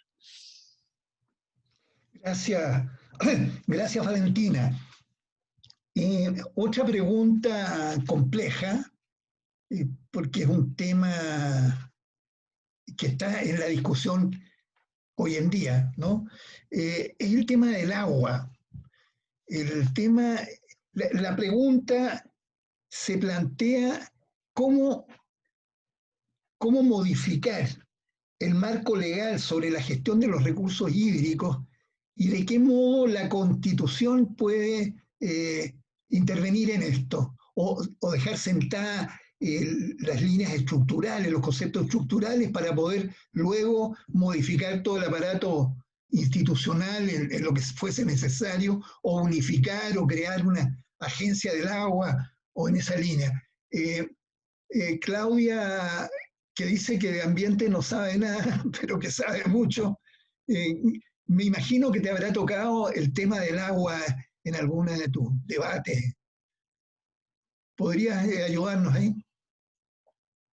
Bueno, el tema del agua siempre es sobre todo el tema de la forma en que está regulada el agua en la Constitución, como que le da titularidad de la propiedad, digamos, a los dueños de los derechos de agua. Como se votó en enero, es un ejemplo muy visible de la forma en que han funcionado los enclaves de la dictadura. O sea, yo creo que el ejemplo de la regulación de la propiedad privada del agua es muy simbólico, no solamente porque estamos en un momento de escasez hídrica y por las consecuencias que tiene, digamos, la vida de las personas, sino porque es algo que jamás hubiera estado en la Constitución si la Constitución hubiera sido elaborada democráticamente. Es como muy claro, digamos, que eso fue puesto ahí por un grupo minoritario que solo pudo poner eso en la Constitución porque hizo esa Constitución por las armas. y que es algo que va muy en contra del sentido común de la mayoría de las chilenas y chilenos. Entonces, eso que está ahí puesto en la Constitución, porque esa Constitución fue impuesta a la fuerza por la violencia, trató de modificarse con una votación en enero donde 24 senadores y senadoras votaron por cambiarlo, 12 senadores votaron por mantenerlo, y esos 12 ganaron contra los 24, porque como es una norma que está protegida por el máximo quórum de reforma constitucional, que es 2/3, se requerían 29 votos para poder cambiarlo. Entonces yo creo que es un ejemplo muy explícito y muy claro de por qué esta Constitución es realmente un problema para el sistema político, de por qué hemos convivido con instituciones que tienen elementos profundamente antidemocráticos. Y es también interesante que esto se dé en un tema como el agua, que es un tema que no es la negociación colectiva, no son las ramas de los sindicatos, es un tema que es muy transversal, que es muy de la base de la vida, ¿no? De la vida y de la base de lo que deben ser definiciones establecidas democráticamente por una comunidad. Y también de la primacía del bien particular y del derecho de propiedad sobre el bien común. Entonces, yo creo que es un ejemplo que ha sido muy didáctico para entender lo irregular, digamos, que es vivir regulado por una constitución de este tipo, y por qué realmente se necesita una constitución elaborada democráticamente. Y da lo mismo que la oposición vaya fragmentada en las listas y que la convención, no sé, incluso si no hubiera paridad de género y si no se aprobaran los escaños reservados y si tuviéramos el órgano constituyente menos representativo que pudiéramos imaginar, ni aún así esa norma va a quedar en la Constitución por los 2/3. O sea, no hay ninguna forma de que una norma como esa quede en un órgano democrático, aun si ese órgano tiene ciertas deficiencias de representatividad. Así que yo creo que es un buen ejemplo de algo que claramente va a cambiar con la nueva Constitución y da una luz de esperanza de que el proceso constituyente efectivamente va a ser, quizá no va a regular los temas ambientales como nosotros quisiéramos, pero va a abrir la puerta a que a través del proceso político del futuro podamos empezar a producir más cambios, como señalaba Sara Larraín. Yo creo que es muy importante el tema de la gobernanza, de entender la influencia de la ciudadanía como parte de lo público, de entender lo público como algo, como no solo lo estatal, sino también lo social. Y ahí, bueno, los temas de accountability, el accountability no es solamente, o sea, no es solamente la rendición de cuentas de la decisión política, tiene que rendir cuentas a los electores, sino también a las organizaciones sociales, a las comunidades, y yo por eso creo que es importante vincular estos problemas con la forma en la que se toman las decisiones. O sea, qué es lo que se decide está muy relacionado con quién lo decide y cómo lo decide, y por eso creo que lo que tiene que hacer este proceso constituyente esencialmente es generar mejores formas de tomar las decisiones políticas, formas que sean más democráticas y más desconcentradas políticamente. Muchas gracias, Claudia. Todavía podemos someter un par de preguntas. Hay una pregunta que no sé si la comprendí bien, pero uno de nuestros participantes plantea que no obstante existe cierto consenso en cuanto a los derechos y deberes en lo ambiental, piensa que eso ocurre más bien a nivel de la academia, mientras que a nivel de la población general no hay una valoración efectiva o suficiente de los temas ambientales como para que eso derive hacia una concreción social respecto al tema. Y yo no sé, perdonen el enredo, pero traté de interpretar lo mejor posible, ¿no? ¿Cómo la pregunta al final es cómo se lleva a la práctica, ¿no? Este consenso o esta difusión de los derechos y deberes y esta incorporación en la Constitución, ¿cómo se lleva a la práctica de modo que la inclinación individual, digamos, sea un poco opuesta al tema o no está suficientemente convencida respecto a los temas ambientales? Le vamos a pedir a Sara a ver si nos puede comentar esto con su trabajo más cercano con las organizaciones, con la sociedad civil. A ver, ¿qué opina de esto?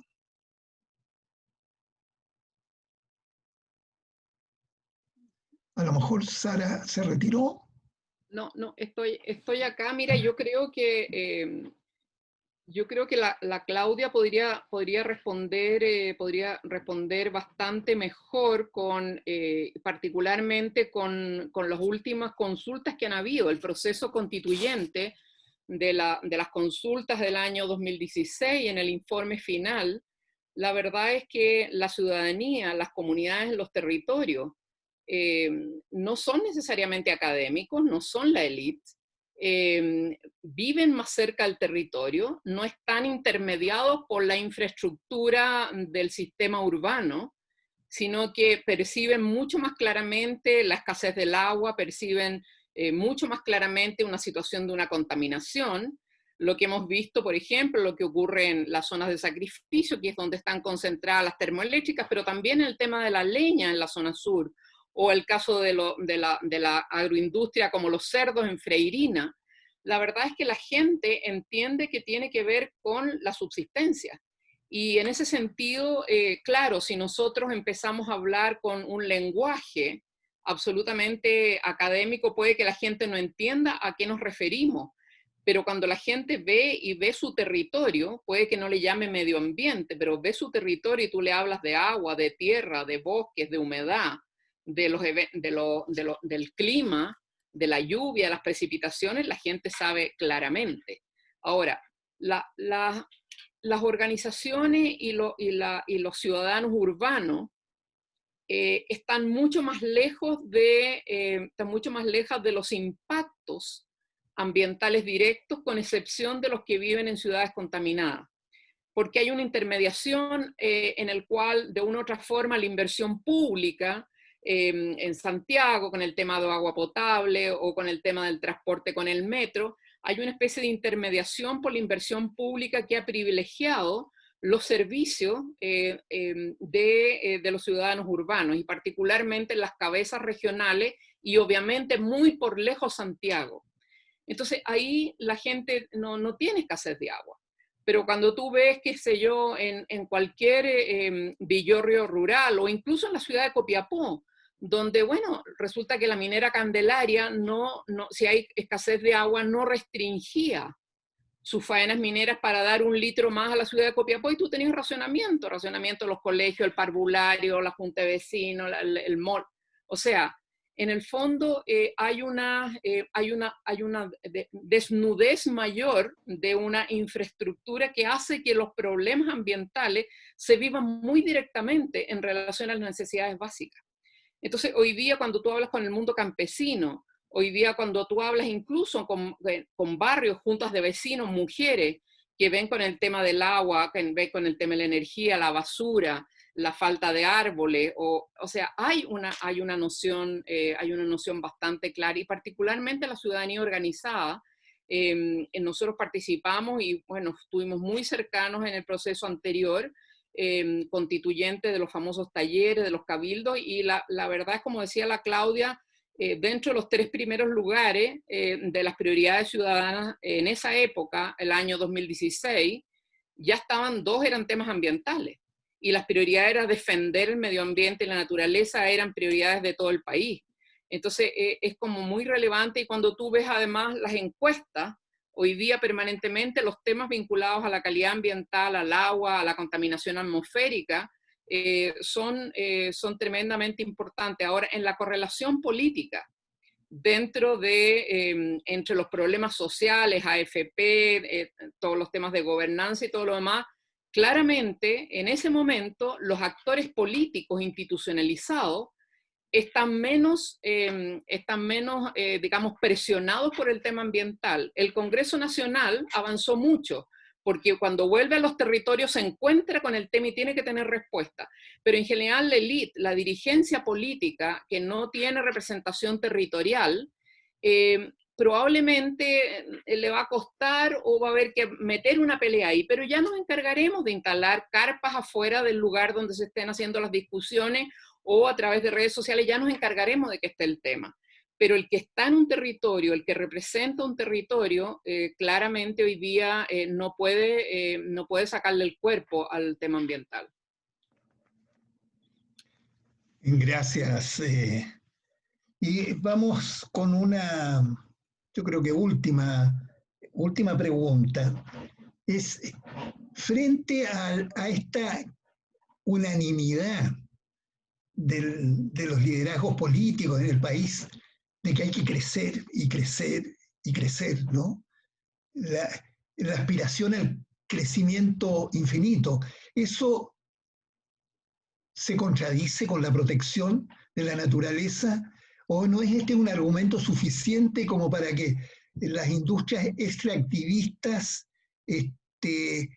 pongan todas las barreras posibles a las nuevas formas de protección que se puedan ir desarrollando en el marco de la nueva constitución, de la asamblea, de la convención constituyente? Y a eso le pego la pregunta de alguien por ahí que pregunta si no se podrá sustituir la medición del bienestar vía PIB por alguna otra fórmula. A ver, medir la sustentabilidad o medir la felicidad. Son dos cosas extremas, pero que de alguna manera conectan. Y le vamos a pedir a Niccolò Gligo que comente esta, que va a ser, yo creo que la última pregunta.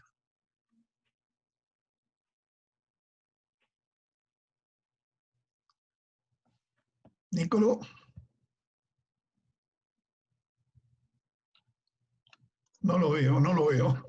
Sí está, pero está silenciado. Le debería aparecer una ventana para que... Ahí sí. Ahí.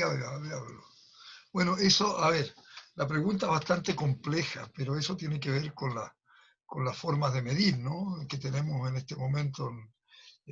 Básicamente nos medimos, ¿quién mide la economía?, ¿no? No se mide la problemática ambiental. Por eso que tiempo atrás hubo todas estas iniciativas de crear cuentas contabilidad ambiental, ¿no?, que fue una trampa. A mi juicio fue una trampa porque trató de darle precio a lo que no tenía precio, ¿no?, y trató de meterse todo en términos de la estructura, ¿no?, de las cuentas patrimoniales. Pero eso derivó posteriormente a cuentas paralelas, cuentas físicas paralelas y cuentas ambientales paralelas. Y creo que la respuesta va por ahí. La respuesta va para realmente instrumentalizar tipos de cuentas paralelas. Eso lo hace México en este momento. México, frente y al lado de un sistema de cuentas de contabilidad nacional, tiene cuentas del patrimonio, cuentas que llaman cuentas ecológicas, y hace ver que, no obstante crecer en algunas ramas o en algunos territorios, no obstante este crecimiento, hay decrecimiento patrimonial. Y eso es lo que tenemos en Chile. No me cabe la menor duda que medirnos por el crecimiento es absolutamente absurdo en términos ambientales. Tenemos que medir. Chile crece en función de comerse su territorio, eso está claro. Y en ese sentido esto yo lo conecto con lo que planteó Sara anteriormente. Yo creo que tendríamos que mejorar nuestra conciencia ambiental.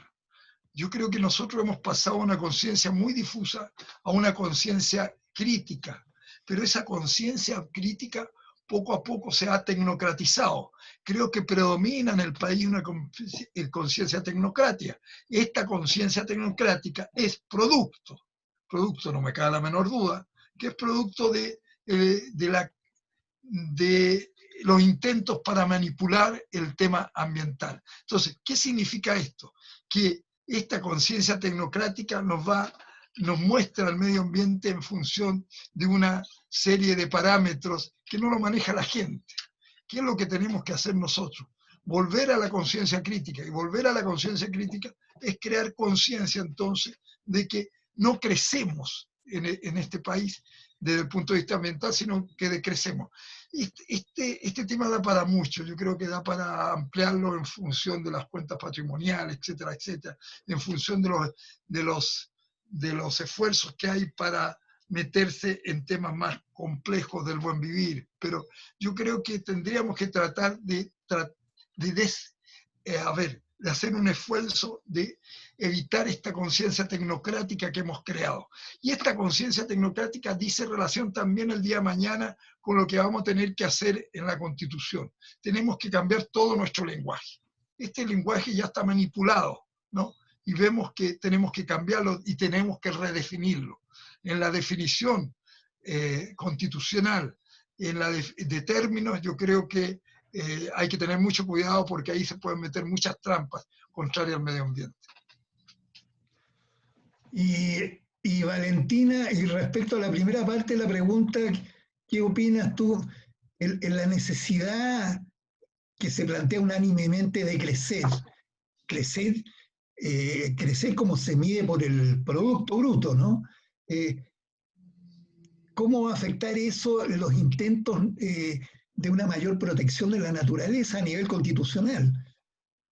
¿Va a haber una batalla ahí para imponer o para defender la industria extractivista? Pensamos que la industria extractivista es la que más se va a oponer a la protección, ¿no? ¿Qué opina, Valentina? Mira, es difícil exponer después del Premio Nacional, contestar esta pregunta, después de esta brillante respuesta. Yo creo que sí va a haber una... A mí me llama la atención que estén fijando posiciones y organizando encuentros los representantes de la industria minera, de los distintos tipos de industria, porque a mí me parece que no debían ser actores políticos como para fijar una postura en la Constitución, ¿no? Así como cuando se dijo que no tenía que haber apoyo de empresas a las candidaturas, a mí me incomoda un poco eso, pero entiendo que, que finalmente están fijando postura y bueno, también está cómo se miren ellos en relación con el resto del mundo, ¿no? Eso me parece que es algo importante. Yo no sé si hay unanimidad en el tema del crecimiento. Y tampoco lo veo, que tampoco está en la Constitución actual. Es decir, el crecimiento no es hoy día un paradigma. En ninguna parte de la Constitución dice tenemos que crecer.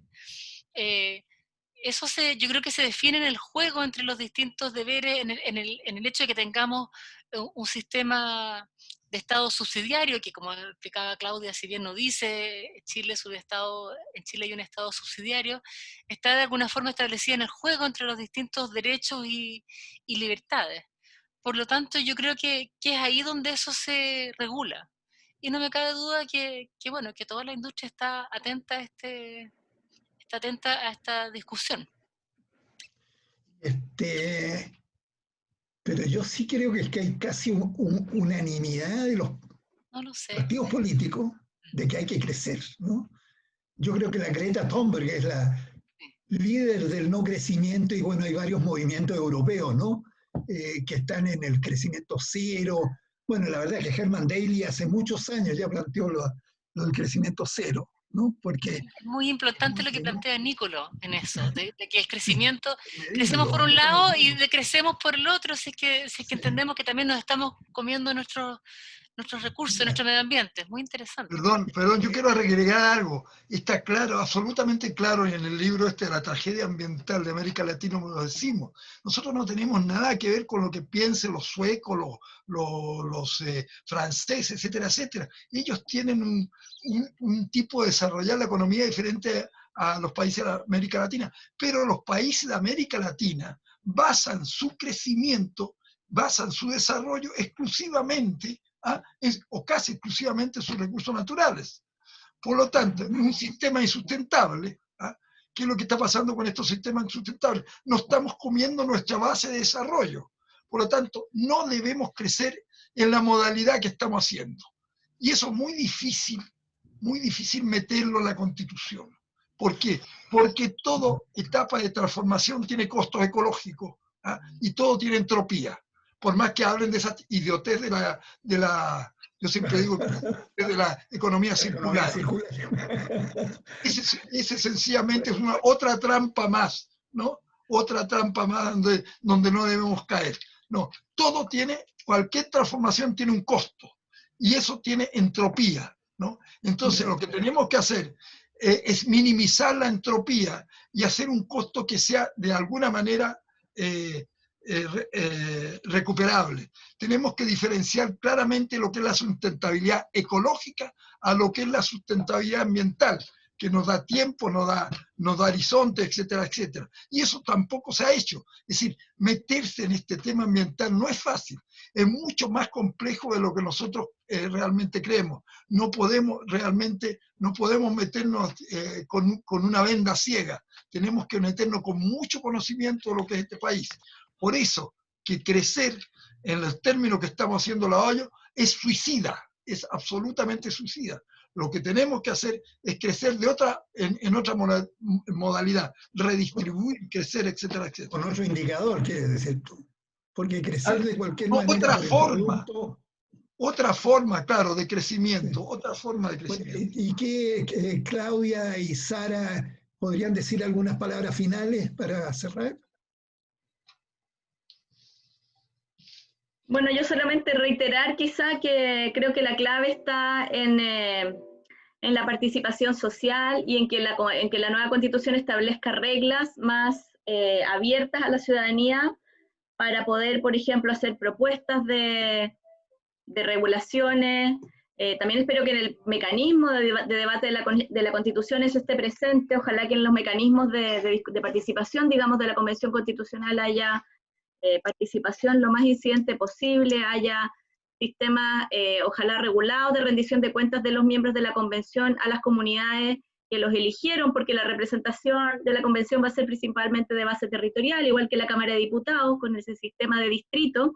Y por lo tanto yo creo que es importante que las personas que voten, digamos, por los miembros de la Convención después sometan a esos miembros de la Convención a rendición de cuentas también en estos temas respecto de cuál es su postura en el debate constitucional, y no solamente al momento de elegirlo, sino durante los debates de la Convención, que esos representantes vuelvan a sus territorios y relaten y compartan los borradores quizás de los textos que se están discutiendo, y que esta discusión sea realmente una discusión nacional, abierta a la ciudadanía y a las comunidades, y no entre cuatro paredes, con simplemente mecanismos que den la apariencia de participación, como suele ocurrir en el proceso legislativo, con las audiencias de las comisiones, por ejemplo, que está bastante visto que no tiene ninguna incidencia en el resultado.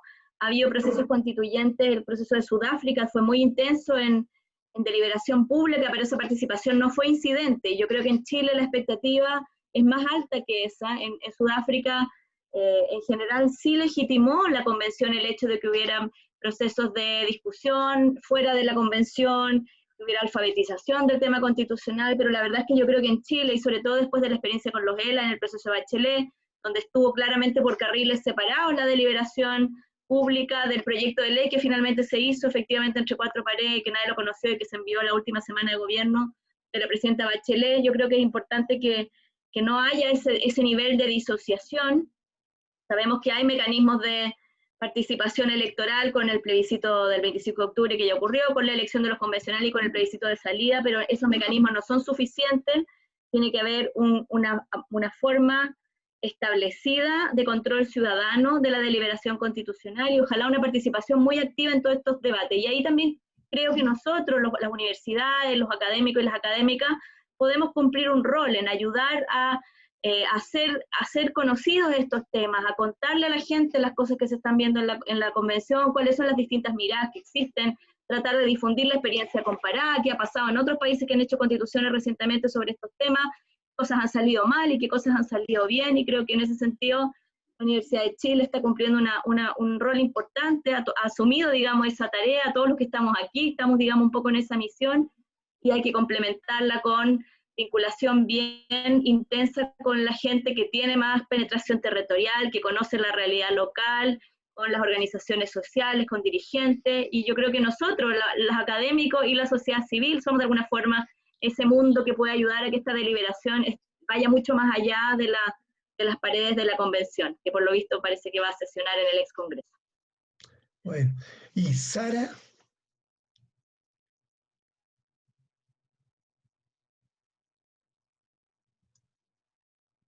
No sabemos si tiene la cámara apagada. Bueno, quiero agradecer a nuestras invitadas, a Claudia y Valentina, que realmente nos han hecho unas presentaciones estupendas. A Sara también, no obstante su incorporación fue casi al final, ¿no? Pero también nos aportó mucho, yo creo que ha sido muy interesante. Nicolo también renovó una serie de ideas que viene manejando, y también un gran agradecimiento a Mariana, que la verdad es que viabilizó este encuentro, ¿no? Que yo no me imagino sin ella en esta cosa. Así que muchas gracias a todos los que asistieron. Fue un grupo interesante y se mantuvo en un promedio alto. Ha decaído en estos últimos minutos, pero creo que tuvimos una buena asistencia. Así que hasta el próximo evento. Hasta el próximo. Ya. Chao. Muchas gracias. Muchas gracias por la invitación. Muchas gracias, que esté muy bien. Chao. Chao. Chao. Hernán llegó recién. Sí, ahí. Fernando. Familia, amigos. Fernando. Estaba con la